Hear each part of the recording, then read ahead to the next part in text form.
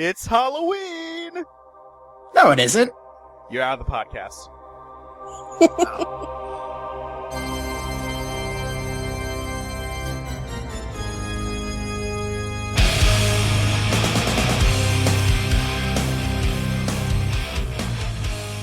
Hello everyone, and welcome once again to Rolling Ones, the RPG podcast. Or should I say, Spooky Ones, the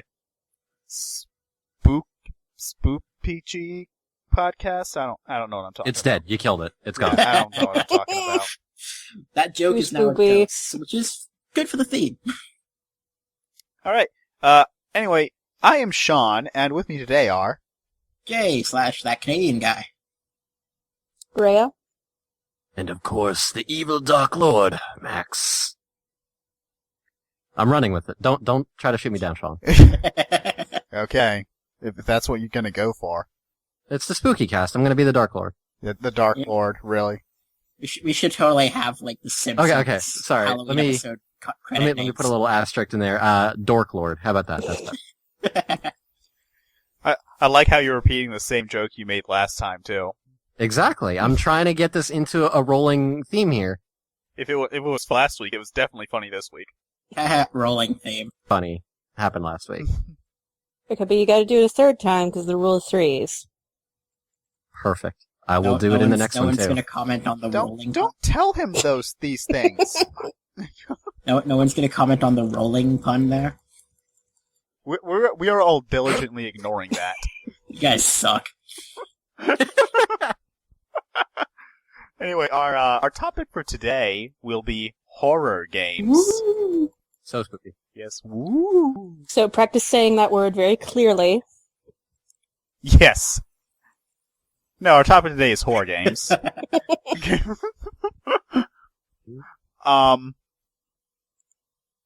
However, first, we have the news, and Max is gonna, if we were in a physical room, he would wrestle my microphone away right now, so, Max, babble.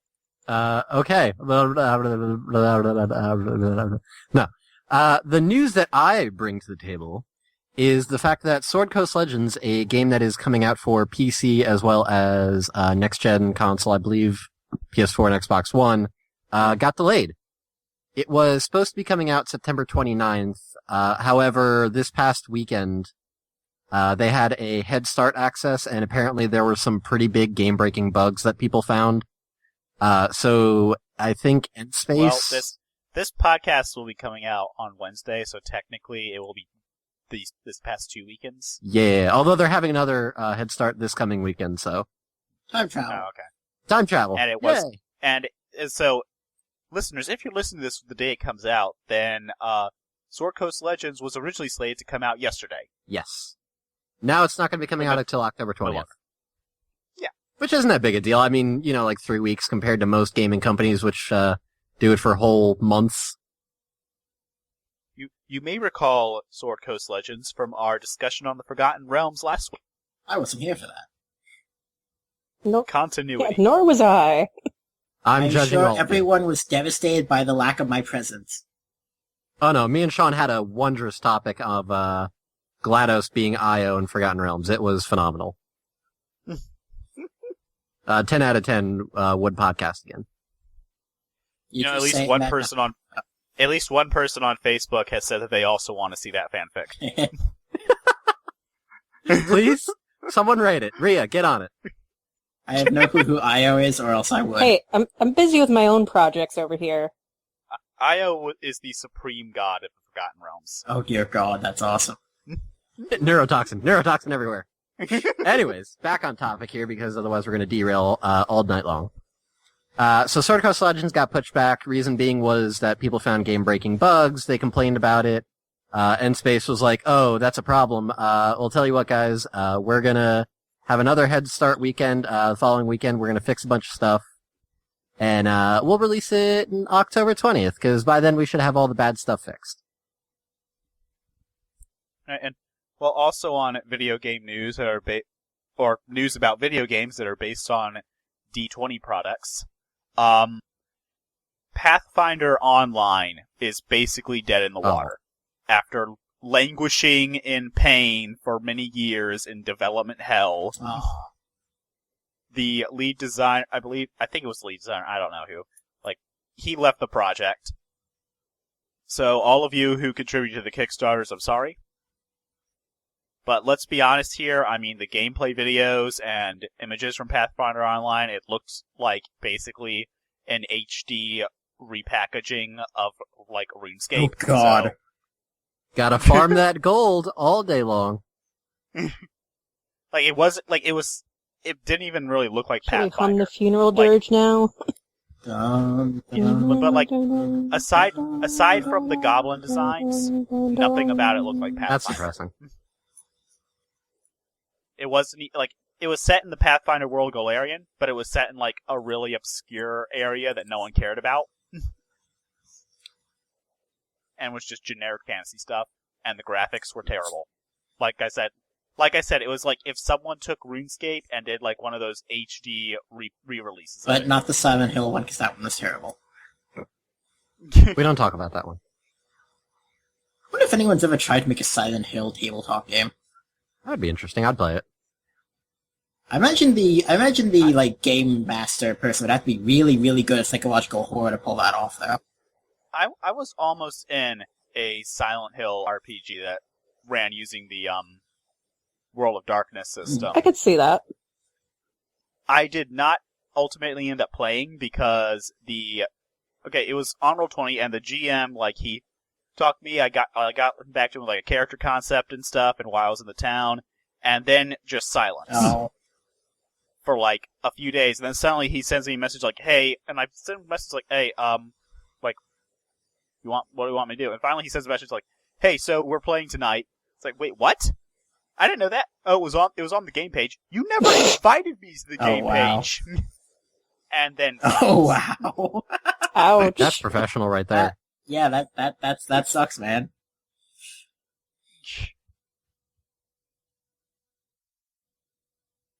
Yeah, so that happened. Yeah, so a Silent Hill tabletop game would probably be pretty awesome.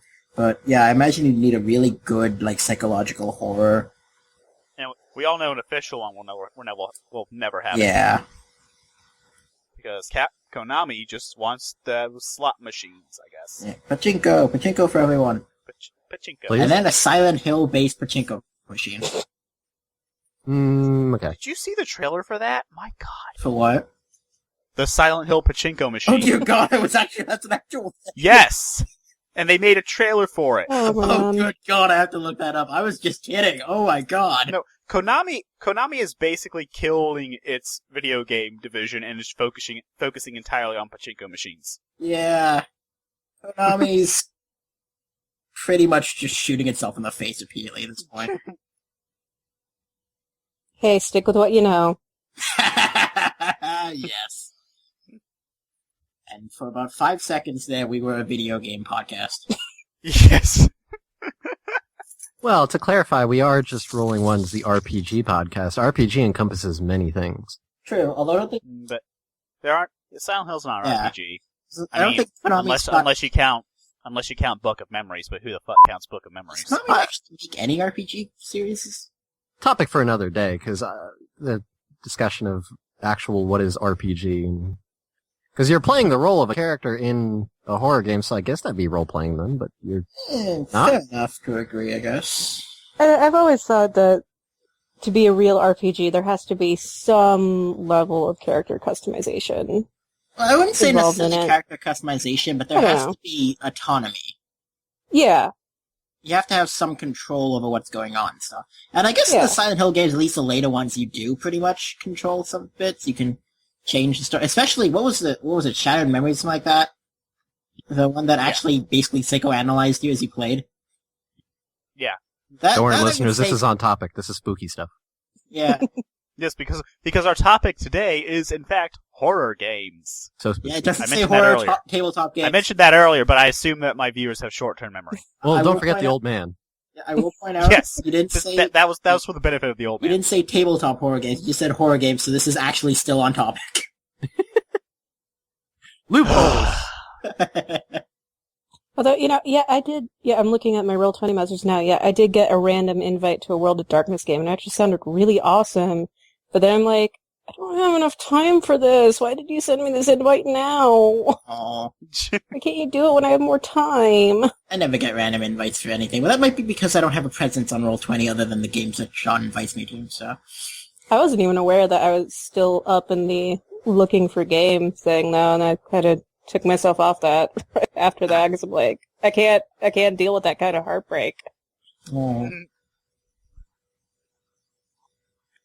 Anyway, since technically this podcast is supposed to be about tabletop role-playing games, so we'll be focusing on horror tabletop role-playing games. Jay. Okay. It was a legitimate loophole, though, and you have to admit that. I admit nothing. So, What were we talking horror RPGs. Spoopy RPGs. So spoopy. Too spoopy. I've never actually known where that came Spooky, from. scary RPGs. Send shivers down my spine. Yes. So, we are going to have individual episodes later this month for Call of Cthulhu, Ravenloft, and Vampire, so we'll only lightly touch on those probably this episode. Okay.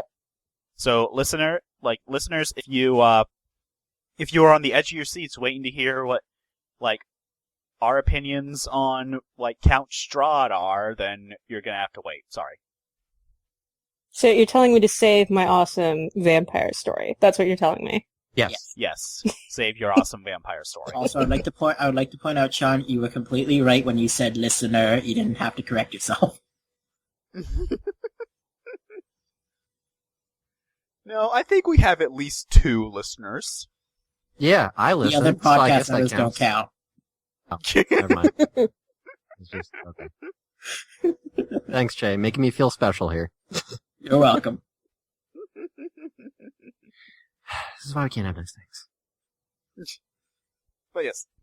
Horror RPGs are kind of interesting because while most RPGs, they have this attitude of trying to make it. I can't think and process my thoughts into words at this moment. How does one English? None of you are psychics, so you don't know what I'm trying to say. So I can't go to you for help. Nope. Nope. Are any of you psychic? Maybe. No. Pancakes. That's what I'm getting. Ask another question. Well, anyway, in many RPGs, there's kind of this, there's a lot of player-facing stuff. I've noticed that in most horror RPGs I've looked at, there's a very definite, attempt to kind of restrict the player-facing stuff, and kind of, focus on stacking the deck in favor of, the antagonists and whatnot. Yeah, because if you can just shoot the monster in the face, it stops being as scary. Yeah, in a number of games, there's an attempt to make the players feel helpless in order to bring about the fear. Case in point, Resident Evil. Bad, Jay. Jay, Bad. what did I say about tabletop? Tabletop, sorry. Yes. Now, technically, you can run any game as a horror RPG. Well, almost any game. Some games will give you actual, some games sometimes will have, sections in, their GM section they'll give you advice for how to run it as a horror game. For example, some of you listeners may recall what, at this point, is still our most popular episode ever. The one where we played Paranoia. Surprisingly. Yes. But the rules for Paranoia, there are actually rules for what to do if you want to play the Society of Alpha Complex completely straight, not tongue in cheek at all, as a straight up horror game. Oh, jeez. I would love to try that. That would We be do that for the terrifying. Halloween episode? That would be Can I awesome. still light people on fire? Probably. Yes. Yeah, I could see how that would turn real scary real fast. Everybody lights on fire. Like, I don't know. I don't have the book in front of me, but I think like it lowers the amount of clones you have, and you you don't die quite as quickly, but you face like extremely long-term consequences for things and stuff. Oh my god, that is the most terrifying thing on the planet. Long-term consequences for your actions? That sounds It's like an life. adulthood. Ah! It's like an adulthood simulator. I don't like this. So it's like Sims. Yes, I guess. I don't know. But with a psychotic computer. Yeah, I was gonna say, I So it's imagine like also Sims in like a 2. horror game, the computer is probably more malevolent, though probably not openly so. The computer's probably a bit more Hal and less GLaDOS. Yeah. I like it. But like other games will have like little sections on horror. Like I was looking at the Fantasy Age basic rulebook, and in the GM section it goes through different types of campaign styles, and it has like a little paragraph for horror. And it just goes like it talks about like how threats in horror games will be like creatures from beyond human experiments that might be beyond the ability of the PCs to overcome. The threat can't be defeated regardless of its source. Action revolves around discovery and from preventing the threats rather than defeating them. And of course, they tend to involve gruesome details and disturbing descriptions of bloody events. Yay! Mm-hmm. But you know what just instantly flashed in my mind? What? The iconic Chimera storyline from Full Metal Alchemist. That would be Oh, no. saying Oh that's the god. kind of thing you'd find in a horror game. Yeah, that would definitely be the kind of thing you'd find in a Yep. horror game. I knew someone's gonna do it. Suddenly everybody's crying. God damn it! Have you ever seen that thing on Tumblr where Yes. it's like piggy goes oink Yeah, oink, the cow an- goes the an- moo, like dog goes Yeah. woof woof. Oh no, like dog goes Edward. Yeah, it was like the anime animal sounds game or something like that. That was great. All the feels. Oh. Making it depressing. I've seen so many just terrible jokes about that on And Tumblr. I One have- of my favorite Tumblr posts was about the various fandoms, and the thing it said for the Fullmetal fandom is they still haven't gotten over Tucker. It's just all it said about the Fullmetal fandom. I loved it. Right in the feels. Yeah. So on the topic You see- of horror and spooky games, just to get us back on the railroad here. Choo choo. Alright. I want to go first and talk about an experience I had with a spooky game. Alright. Betrayal at House on the Hill. Interesting. I Now, got to play it. technically it's marketed as a board game, but it is very like RPG. Mhm. Like it definitely has origins in RPG. You know, like, yes. It's got different characters and design. stats, and it's interesting. I was playing it over the summer with some friends, and it's like it's so scary because you don't know who's going to end up being the traitor, and even when you find out who the traitor is, you don't know what their traitor objective is. Mm-hmm. Yeah. So, like, just as an example, when I was playing with Chris, another member of the podcast, and I was playing as, I forgot the character's name, but like he had the highest speed in the game, which basically dictates how many rooms you can move through in one turn. And Chris ended up being the traitor, and his whole traitor thing I found out after was he was part of like some Cult of Cthulhu thing, and his job was to find like a chapel or a demonic summoning circle thing. And he had to summon his old god, and when he did, he dies, and the old god thing, like, comes into the world, and he gets to play as the old god, and, like, there's, like, a demonomicon thing that he uses to summon it, and, the whole thing ended up being, I ended up getting a revolver, which, in Betrayal at House on the Hill, is absolutely broken. He ended up getting to the chapel room, summoning the demon thing, and the demon has broken stats. Like, at that point, he can slaughter everybody. So I was like, guys, problem. And they're like, oh, we just need to grab the book that he dropped when he died and throw it into the furnace or throw it into a chasm. And I'm like, oh, there's a chasm on the floor below us, and I can get there, during my turn. Problem is that his turn would be like, or no, it would take me 2 turns to get there, and next turn he would have obliterated me. One of the other players handed me the book, I took the revolver, shot him, and apparently if you shoot an immortal being, it stuns them. So I managed to actually book it all the way down to the chasm, throw it in, and Chris just sits there and looks at me like, you realize if you hadn't shot me, that would have been the end of the game, right? And I was like, oh yeah, no, I know. 100% luck. Did you just shoot Cthulhu? I did. I shot How many people were you playing with? I think it was a full, 6 people. Oh wow, because I played a game, but it was only 3 of us, which you can play it with 3, but I don't think it's quite as fun. It was definitely a lot of fun having that many players, because at the moment that the God Cthulhu thing came in, all the players at the table were like, I might have actually played 2 games. I've only played it once, but I think we might have done 2 different stories. Oh yeah, it was definitely fun. Because I remember there were aliens involved in one, but I also vaguely recall candles and lighting candles to exercise a poltergeist. So I think we played 2 games in the same night.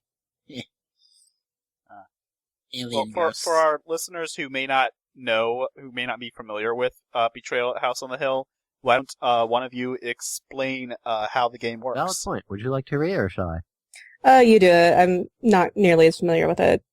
Well, basically how the game works is everybody gets to pick a character. There's these little octagonal or hexagonal cardboard pieces that have each of the characters' names on opposite sides. Mm-hmm. And you have these little arrow thingies that basically point to the stat numbers on each of those cards. Each character has certain stat levels, and they increase by number, and they basically affect certain things like speed is how many rooms you can move in a turn.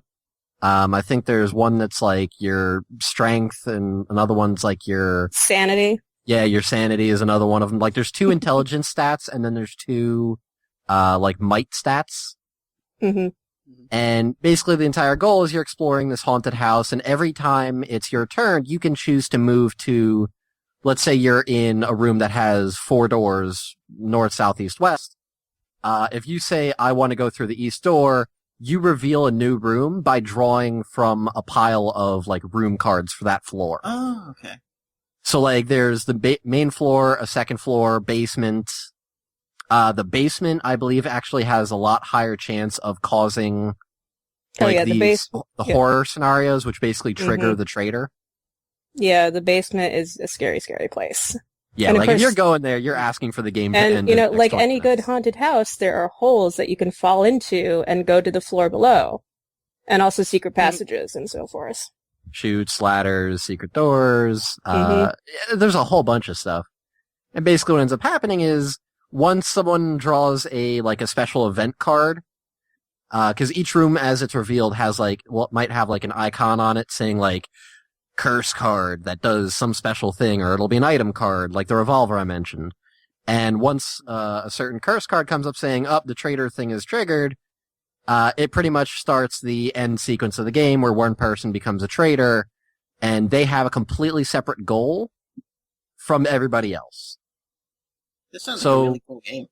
It's absolutely amazing. So, as an example, Chris's character became the traitor, and his job was to summon the old god and slaughter us all.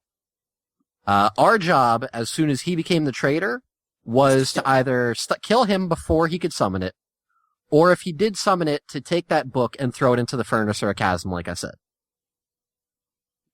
Basically, the entire game became a huge panic where we're all, scared, basically, of Chris just running to this room. Meanwhile, he's busy going, you guys are all in the way. I'm gonna go around this way. And he goes around a completely different hallway that wasn't, even there, and a whole bunch of crazy stuff. Nice. It's horror in its own right, because basically the people you were playing with, at any moment, one of them could suddenly turn on you and slaughter you. Mm-hmm.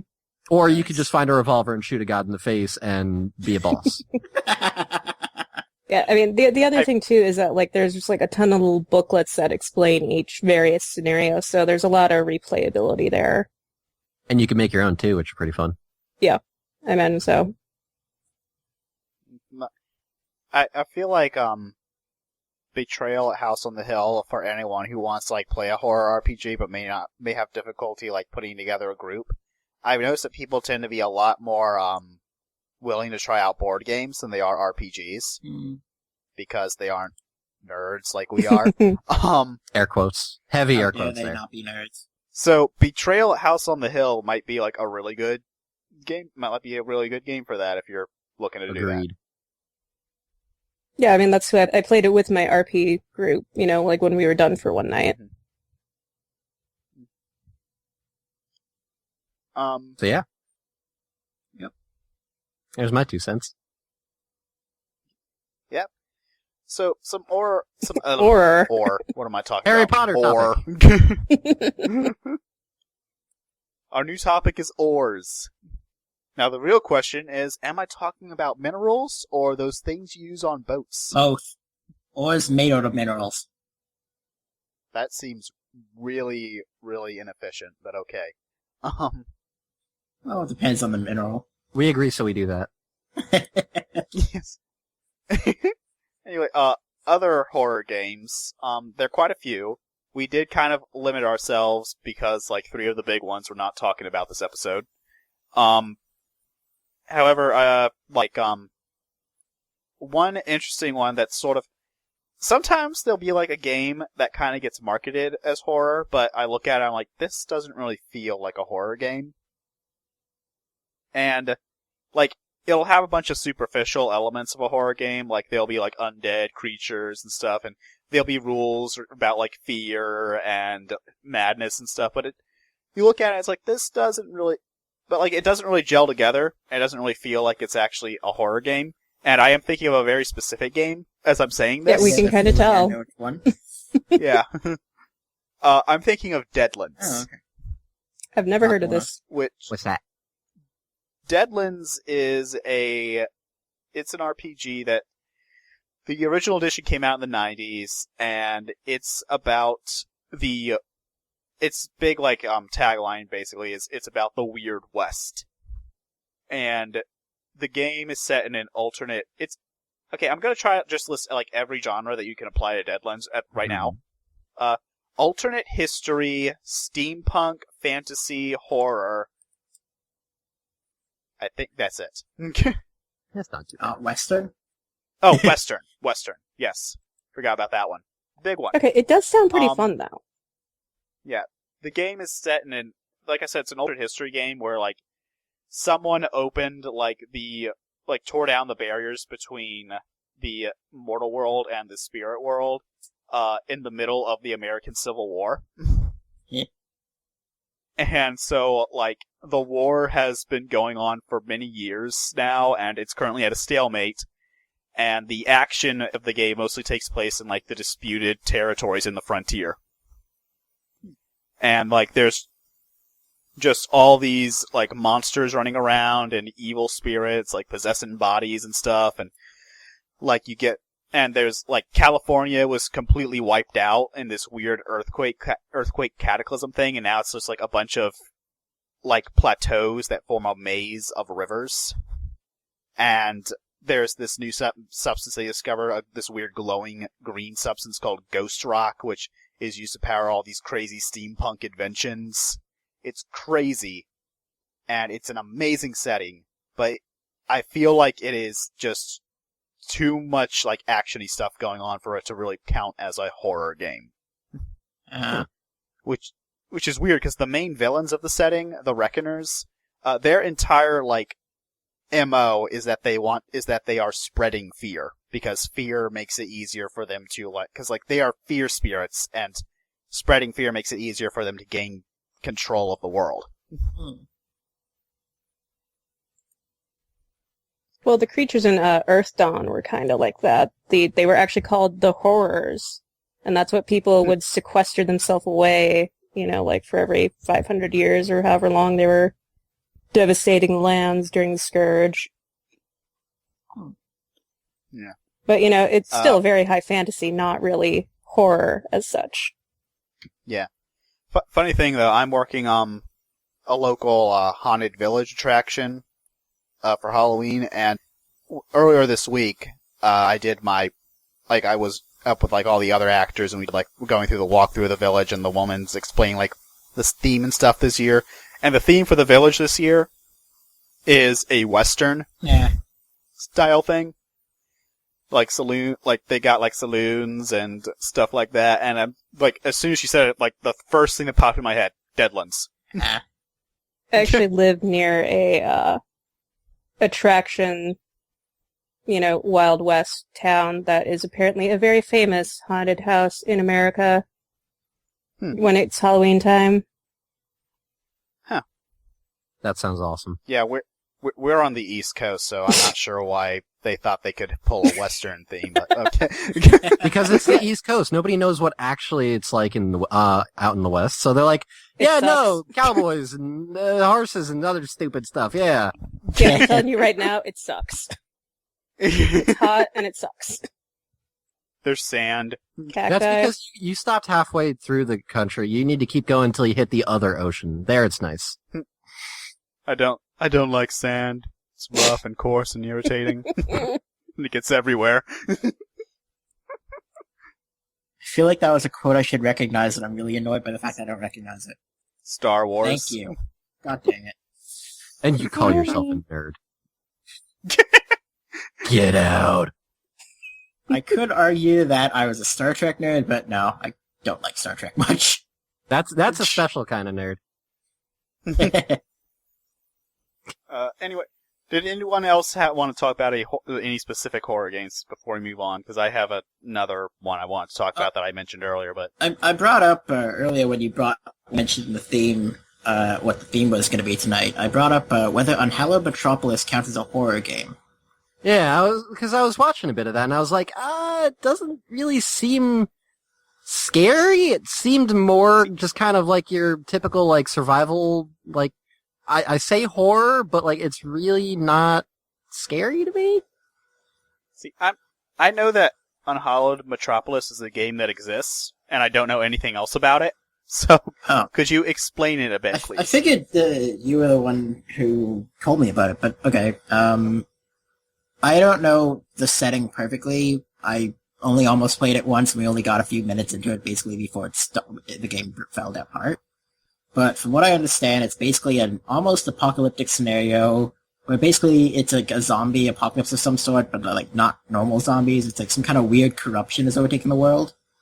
And the basic thing about the story and why I'm not sure whether you count it as horror or not is it's kind of a big thing of despair. It's like doesn't matter who you are, you're playing this to survive as long as you can because eventually you will die. Everyone is going to die.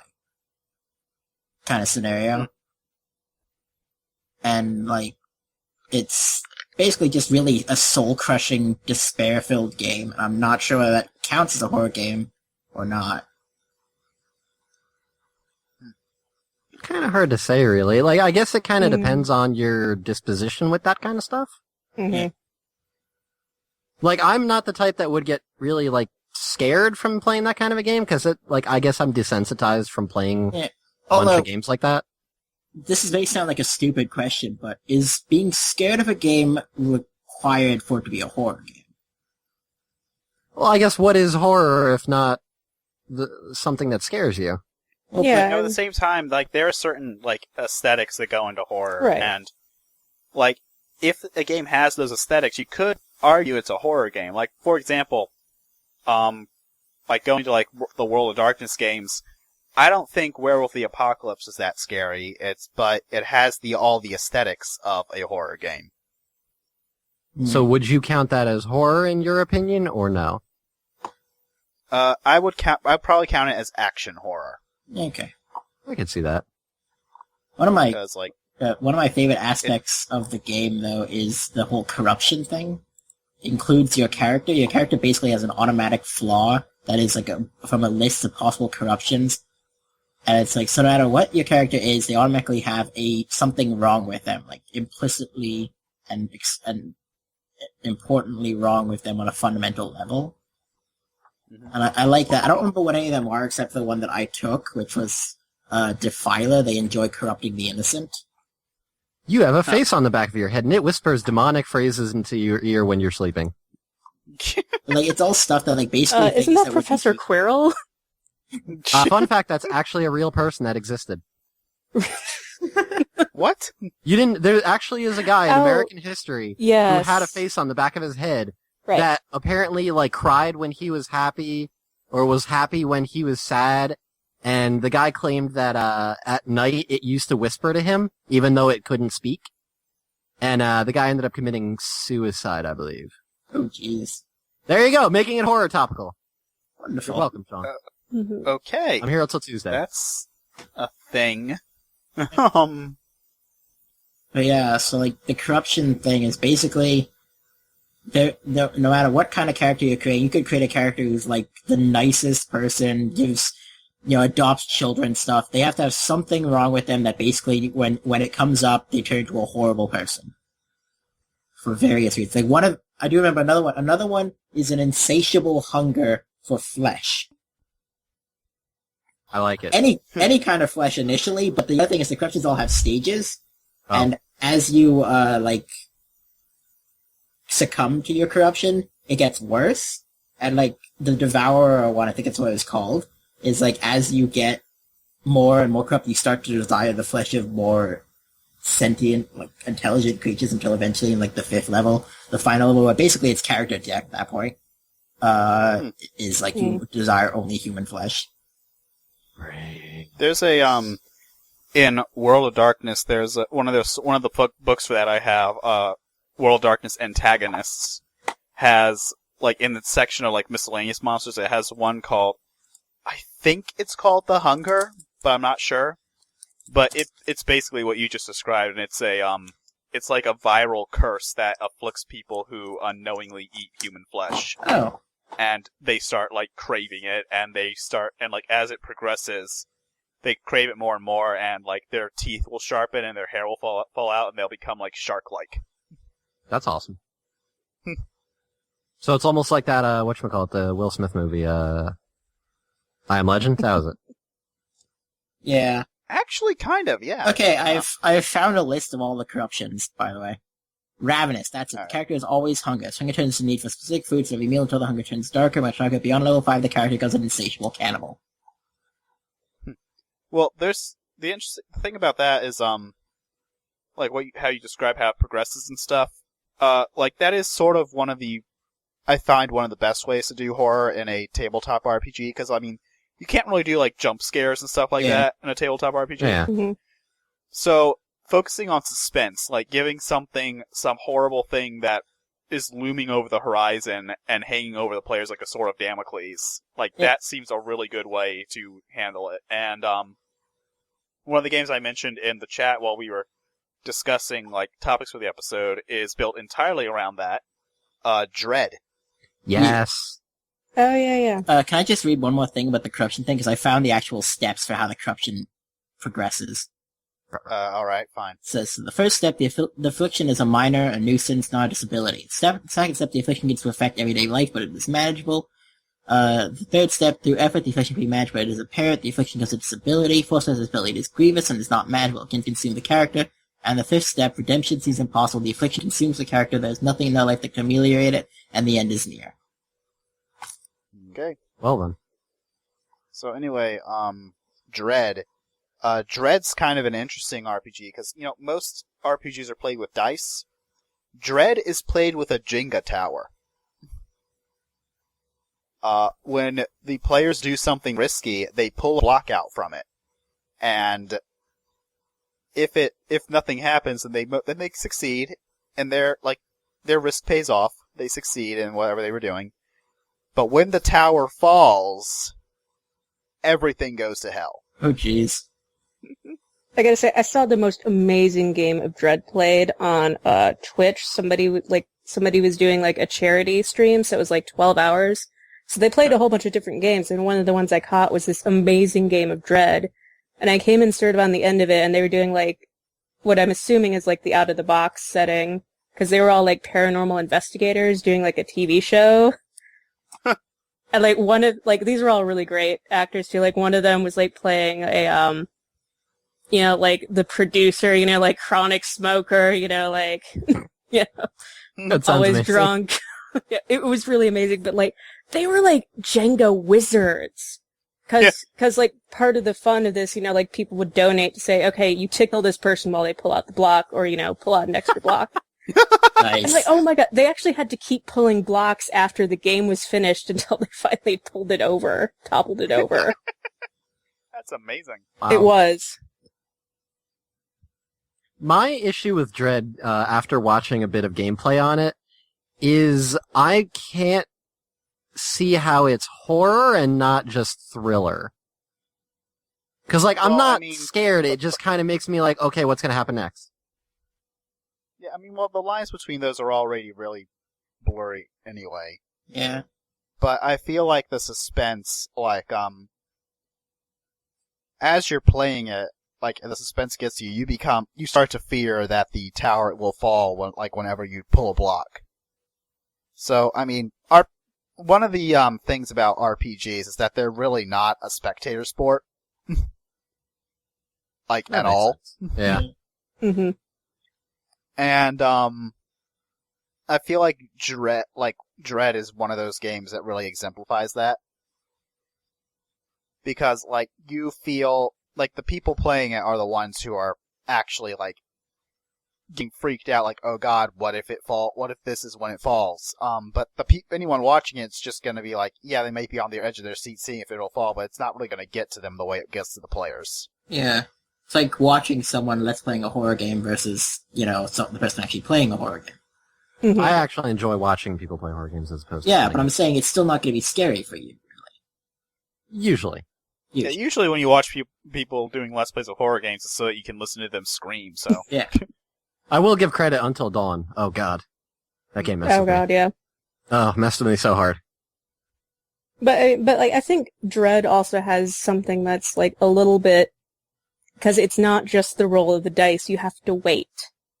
And you actually have to do something as a test mechanic, which is, pretty unique nowadays, because dice have been used for however many years now to determine Dice have been stuff. used since this hobby began, so. Right, I can't remember the exact date at this point, 30, 40 years now? I don't even know. I don't want to think about that. 40-something.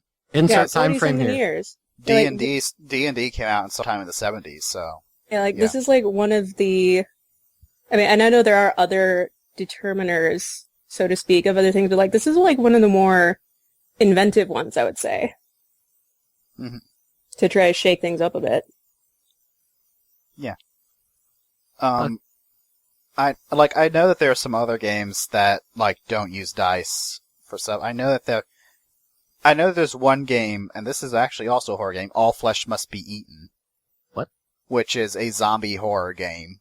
Oh. And I've never actually read it, but apparently the rulebook contains multiple different rule sets, and at least one of which is diceless.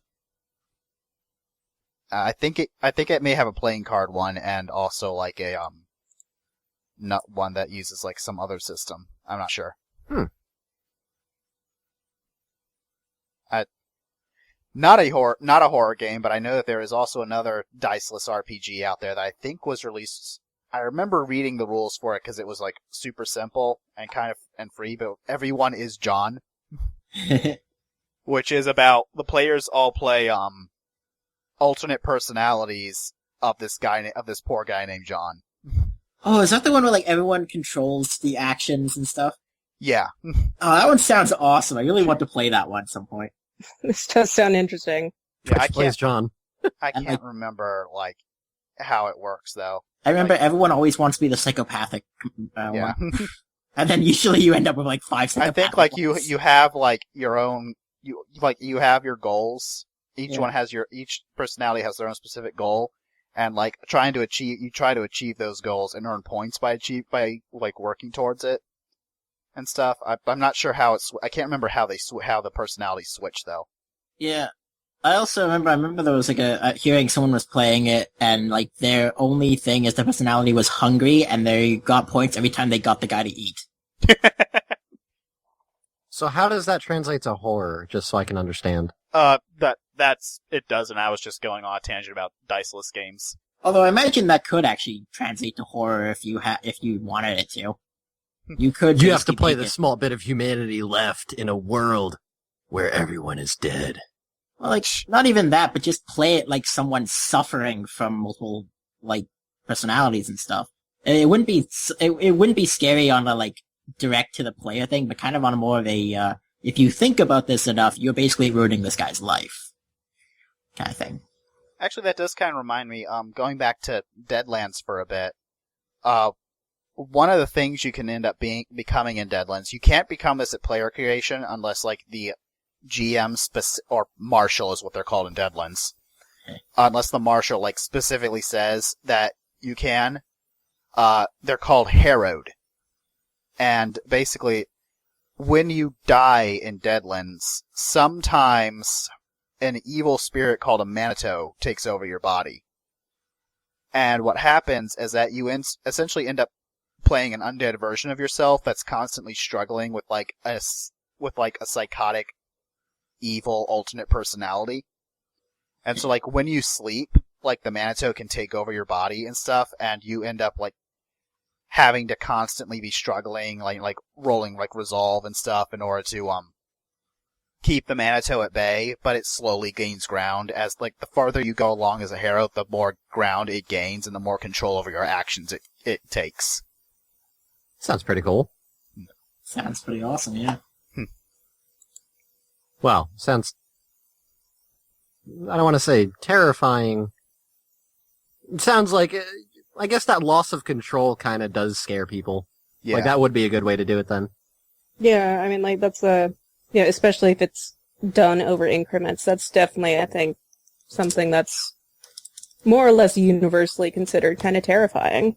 Yeah. Especially if you have, like, a game master who kind of pulls the Deus Ex Machina key there and is like, you accidentally you accidentally stab one of the other players, or do something to them, and it's like, no, that wasn't me. It's like, no, that was you.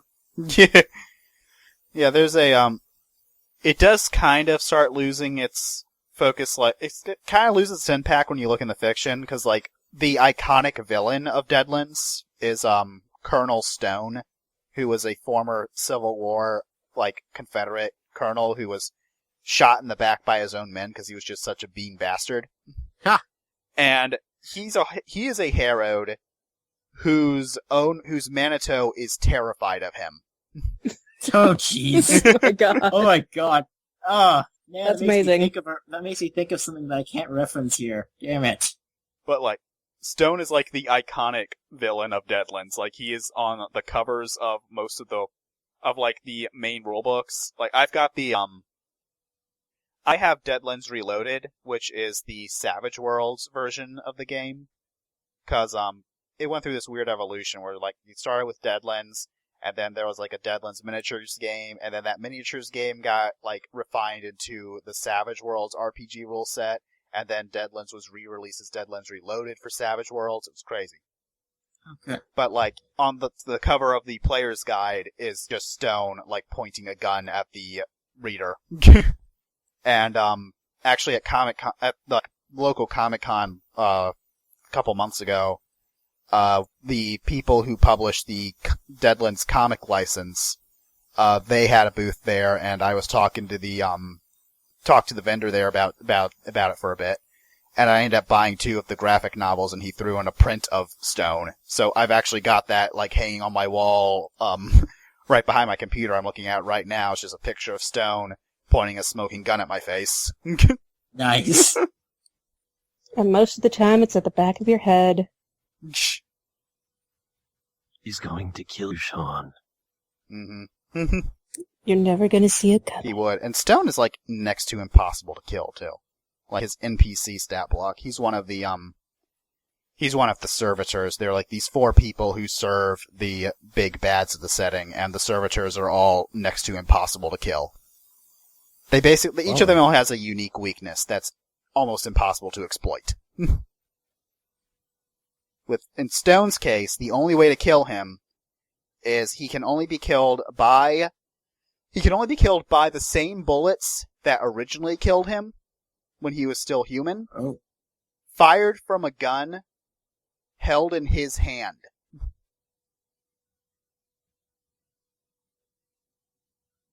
Wait, so he has to be holding the gun Yes. and shoot himself in order to die. He has to, like, the bullet, like, he can only be killed by the bullets that originally killed him fired by his own hand. Good luck with that. Exactly. The only way I could think of one really poetic way that could go down, though. How? Someone convincing the spirit possessing him to do it. Huh. In like a moment where he's weak and it can overpower him. That's actually pretty clever. I never thought of that. That would be really poetic, especially if it basically fears and hates him. Yeah, because the whole stone is just so nasty that his Manitou is terrified of him, and basically he's always in control of the body. Yeah. So, like, if there was, like, one way, like, I don't know, you kicked his ass enough that he's too weak to, like, resist, you managed to convince the Manitou to take over and make him shoot himself with this gun that you had to him. Mm-hmm. That would pretty much be probably one of the Does- only ways I could think of it happening. Does he have to dig the bullets out of his own body, though? It's a good question. Like, yeah, I mean, first you have to find the bullets that killed him. Yeah. I imagine that they're probably just somewhere in the world at this point. He probably removed them a while ago and not They're knowing probably maybe, like some- lying buried in some old battlefield somewhere. Well, On a that's side dark note, depressing. does he know about this weakness? The book is vague on that front. Because if he doesn't, there's another way. You could just be like, I don't believe you're invincible. Here, shoot yourself with this. We'll see. Yeah, he wouldn't do that. He's a stone cold killer. You give him a gun, he'll just shoot you with it. Still, that would be hilarious. Anyway, we probably get back on topic of horror games. Oh yeah, wow. That was my fault. I was talking about stone. Yeah, so what other horror games are there even? I keep really wanting to talk about Call of Cthulhu because it's like my Yeah, favorite. you know. But It's also basically the that's next week's epitome episode. of horror.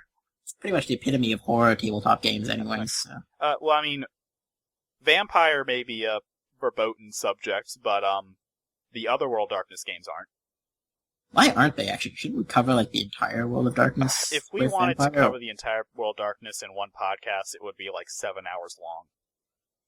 Okay, how about a series of podcasts? Uh, Like World of Darkness podcast, part 1. We're doing a theme month, so I mean, we can Oh, okay. not enough time. I've always thought Changeling would be really fun because, you know, like when you go, like especially, I don't know the original, but the, was it Changeling the Lost? They talk about how the fairy world is all kind of very, like, just like difficult and impossible for mortal minds to comprehend, and the whims of your fairy masters are really impossible to comprehend, Yeah, and just being there. Changeling the is- Lost. It's aesthetically, it's like this really beautiful, like pretty looking thing. Because I mean, it's about fairies and stuff. And you actually look at the subject matter. You are playing a runaway slave. Yeah. I mean, that's the tagline, a game of beautiful madness. Yeah, like the whole. Well, if you know anything about fairies, some Celtic mythology, you would already know Yeah, this. For those of you listeners who aren't familiar, Changing the Lost is a game for the New World of Darkness line. It is the basic premise is that you were once human, no longer, because you were taken away from your home by the true Fae and spirited away to their fairy realm of Arcadia, where you were enslaved and tortured, and slowly during your time there, you became something not quite human anymore. And when you eventually escaped, you found that there was no home for you to go back to. In many cases, an imposter called a fetch had taken your place in your absence.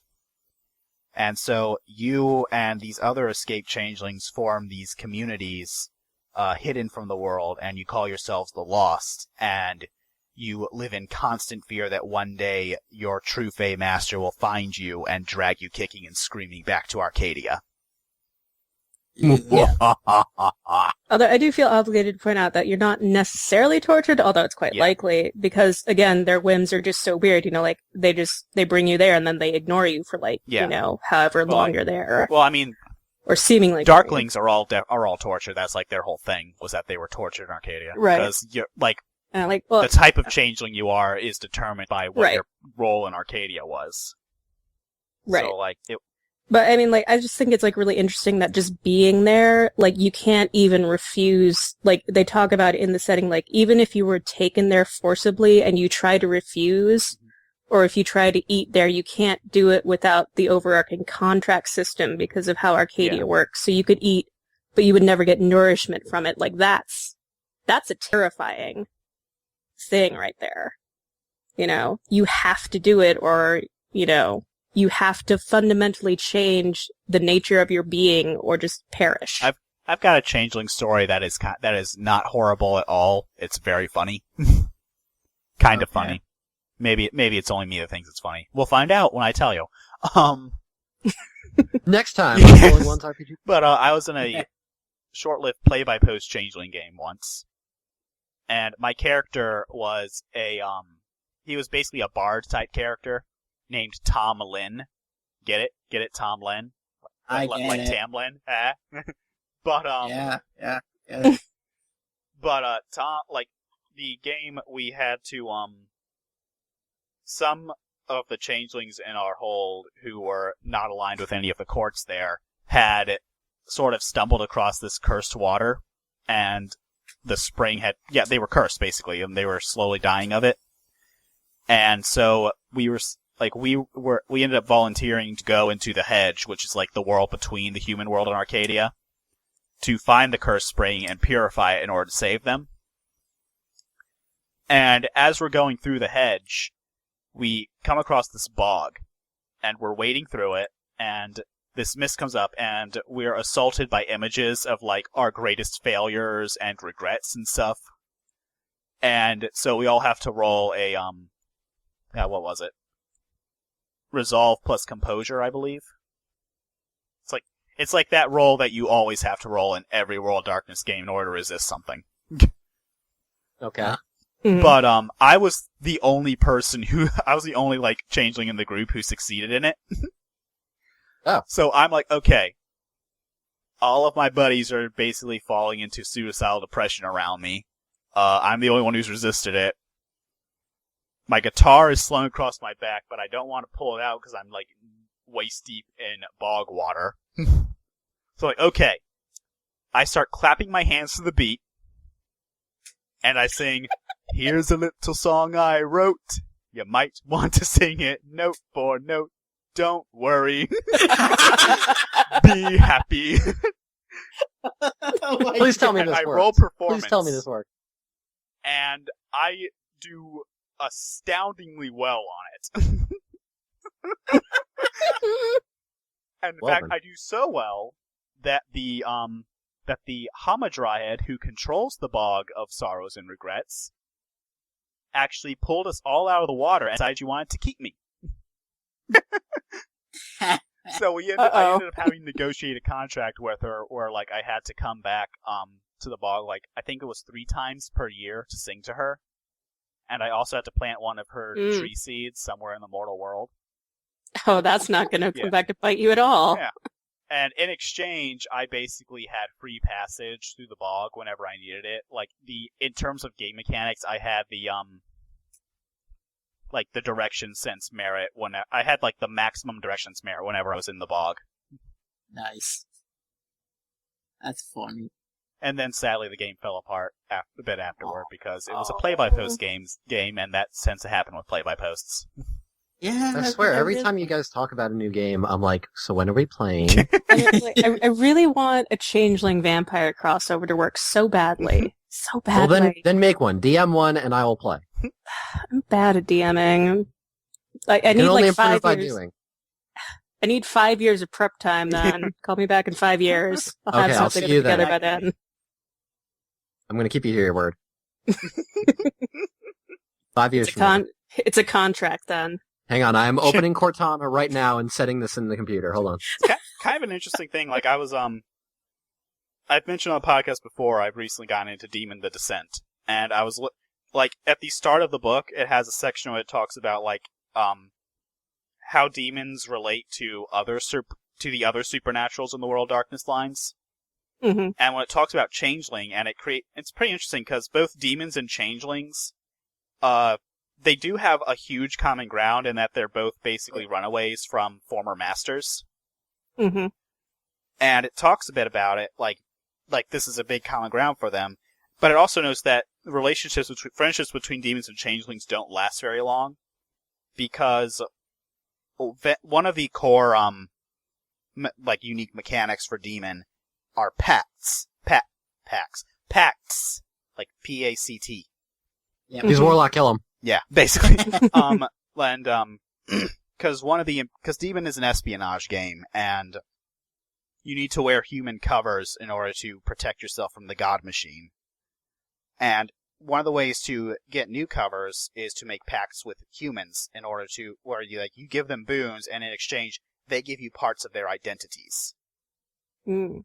And, Right, but I would assume Changeling can't give that. yeah, changelings can't, technically changelings can, but they can't give, like, supernatural parts themselves. They can only give, like, human parts. But, the reason that seems to sour the relationship, because to a changeling perspective, that seems very, very Fae-like of the demons. Mm. Yeah. I could see that. Yeah.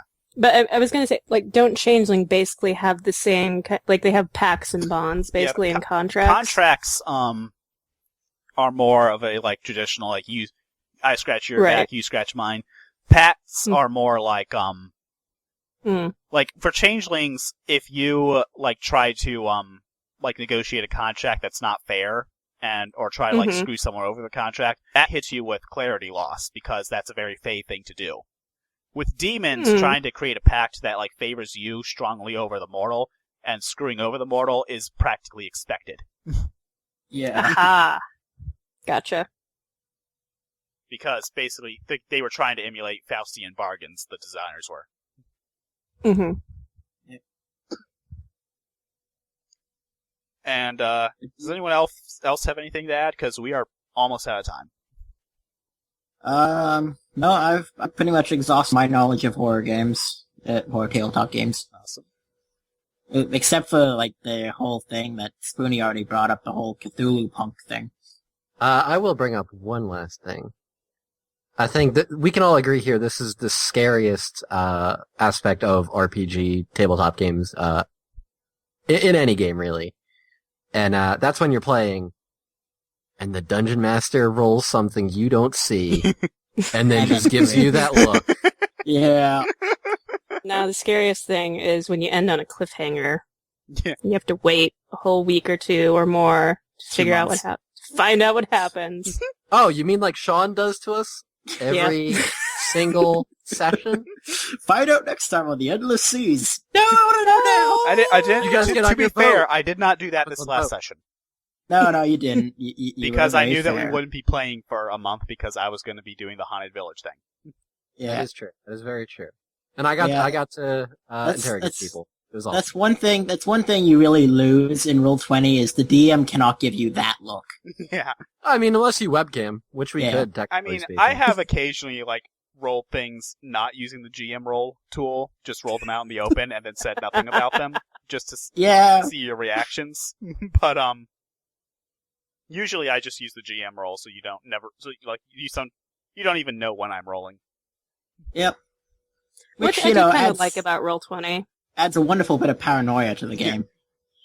Actually, Although it's even more funny fun should when mention you don't paranoia, know. 'cause one of the GM guide rules for paranoia is that you should just be constantly like rolling, even if there's no reason to. Just roll the dice. That's beautiful. Interesting. I I'm making a love note that. of that. Make your players sweat.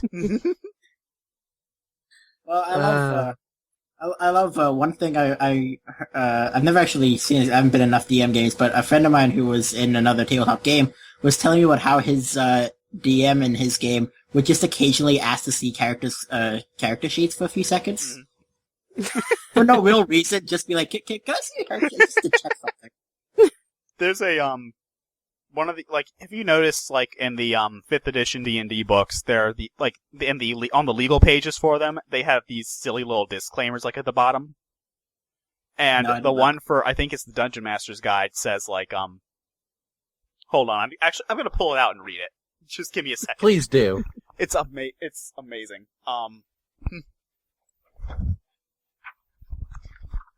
Alright. Disclaimer. Wizards of the Coast does not officially endorse the following tactics, which are guaranteed maximize your enjoyment as a dungeon master. First, Oh, dear. always keep a straight face and say okay no matter how ludicrous or doomed the player's plan of action is. Second, no matter what happens, pretend that you intended all along for everything to unfold the way it did. Third, if you're not sure what to do next, feign illness, end the session early, and plot the next move. When all else fails, roll a bunch of dice behind your screen, study them for a moment with a look of deep concern mixed with regret, let loose a heavy sigh, and announce that Tiamat swoops down from the sky and attacks. Oh my god, 10 out of 10. Yes. Please. I think the one for the Monster Manual starts out by claiming that Wizards of the Coast is not run by mind flayers, and you shouldn't think about that because it'll harm your juicy, delicious brain. Anyway, that is all the time we have for tonight. So, thank you all for listening to this spooky episode of Rolling Ones, the RPG podcast, which got significantly less spooky at the end there. What are you talking about? T-Mat is very spooky. Yes. Spooky, scary, rolling ones. Once again, I'm Sean. I'm Jay / that Canadian guy, and tomorrow, and the next time I will have a funny Simpsons House of Horror name to come with. Okay. Please do. Rhea. And I am the Dork Lord Max. Okay. And join us next week where we will talk about one of my favorite horror games, Call of Cthulhu. Spooky, scary skeletons and shivers down your spine. Shrieking skulls will shock your soul, seal your doom tonight. Spooky, scary skeletons speak with such a screech. You'll shake and shudder in surprise when you hear these zombies shriek. You've been listening to a very spooky episode of Rolling Ones, the RPG podcast. If you enjoyed this show, then why not give us a like on Facebook or Twitter at Rolling Ones, if you dare. The musics for this episode were the Nightwish cover of Andrew Lloyd Webber's Phantom of the Opera and the Tombstone remix of Andrew Gould's Spooky Scary Skeletons. Until next time, listeners.